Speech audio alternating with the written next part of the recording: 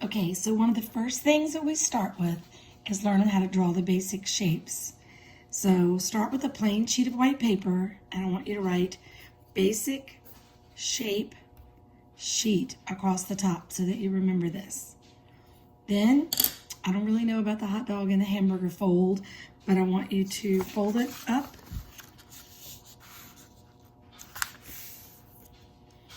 and fold it again.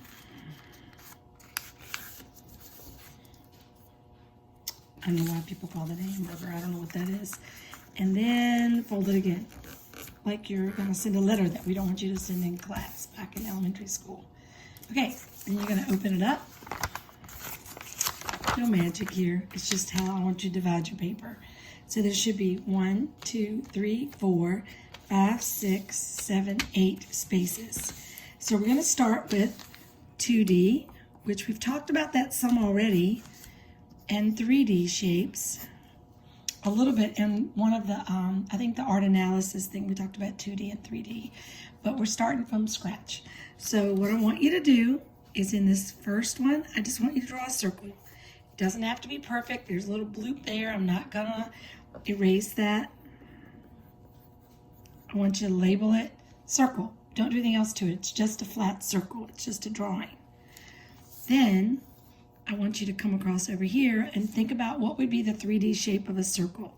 So this is the 2D shape, which is flat. This is the 3D shape. So I know I'm wasting the sheet of paper. Let me see if I can find a piece of scrap paper. I'm going to waste a sheet. So this is a piece of paper right here that's flat. But if I ball it up, it becomes this really interesting form, or this shape, and it's taken on a 3D meaning now. Look at it. It's definitely 3D. So I'm going to let that sit there. So here it was. This is flat, and then this is 3D right here. Okay? So to make this circle look like it's 3D, we're going to draw another circle. Again, it's not great. And this time, I know many of you know what it is here. And I want you to put an imaginary light source. I'm going to write LS right here. We're going to pretend like this is a light, like a flashlight shining on one of those big old red kickballs they used to have in elementary school. Or maybe that's just during my day and not your day. So a basketball, or one of those big balls in Walmart that you're not supposed to play with in that basket in the center aisle.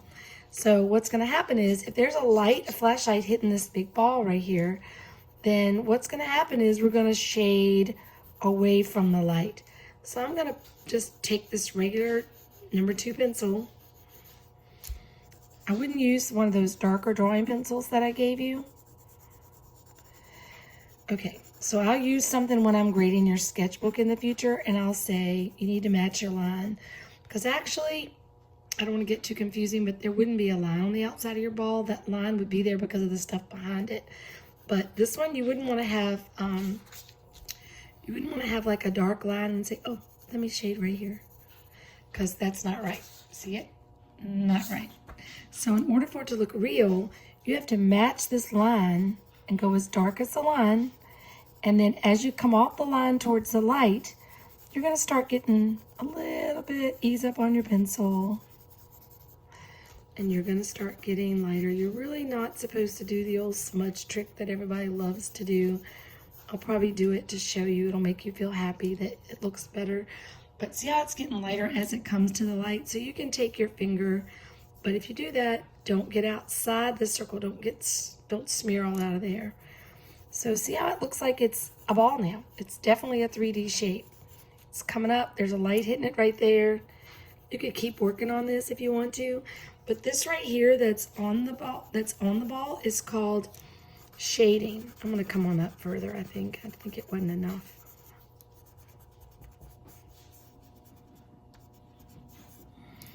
So I didn't draw it great. I'm still trying to make it darker on the edge. You don't want to see those lines in there. Okay, so if it gets too dark there, take an eraser and erase that out. So what this is called, and I want you to write this on there, is called shading. Now, this is the way I do the notes in the class. It's like learning by doing. So there's your light source. This is shading. Shading occurs on the object. What's going to happen over here? If there's a light hitting here, what's going to be on the ground? What's going to be cast on the ground? It's going to kind of be, depending on where the light is. When I was little and lived in town of Victoria, we used to play, I guess it was street light tag. And you would use a street light and try to tag each other's shadows. So it's kind of the same thing. This is, you're now going to do the shadow. The darkest place that this is going to be is right here under the sphere, right there under the ball. And then it's going to gradually get lighter as it comes out. And it's better to do that with your pencil than to do the smearing. I was trying to rush and show you that you could do it. You sure don't want an outline on your cast shadow, and I want to show you how to spell that. Okay, so the darkest area is going to be right under the ball, which makes sense because that's where, okay, a little lighter, there you go. This is called cast shadow because it was cast by the object on the table. So there's a 2D shape. Plain old circle. And come over here. Boy, that's like a lopsided something, ball of clay. I'm going to say that's a lopsided ball of clay. It's certainly not a ball that would be round because it's not round. Maybe that'll make you not be intimidated to do it. This is 3D. It has form. This is just flat. Okay, you got what we're doing? We're going to go to the second one.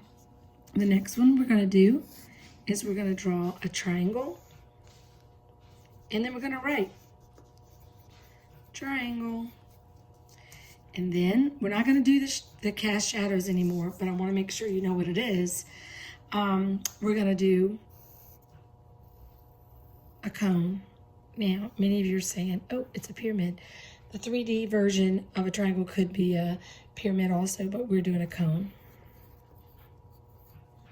If you did drafting with Mr. Jeter at the middle school, then the 2D version of a pyramid comes from like that would also be a triangle. So it's not just a cone. The cone is the top of the triangle, just like normal, and the bottom is slightly curved. So look at that. There it is, just a little curve. It would not be like this. It would not be like this. It's gonna be like this. Then what we're gonna do is give it a, what's this called? Light source. I'm glad y'all can rewind and listen, even though it's probably awful to listen to me, but at least I know I talk fast. So what's going to happen here, if this is the triangle, a lot of people are like, okay, I'm ready to shade. Here it is. There it is. Just half of it is shaded. No, that's not right. So you want it to look like fingers coming across. That's what I tell my students if we were in the room together. So there's the light source. It's going to be darker on the edge. It's not going to come even. First, I'm going to lay in where it's going to be. Well, that doesn't look right. So what I'm going to do then is go in here now, and I'm going to make it darker. Remember what I said about matching the line. We don't want that line to be lighter. So here we go. We're going to get darker. It's creeping around towards the light source.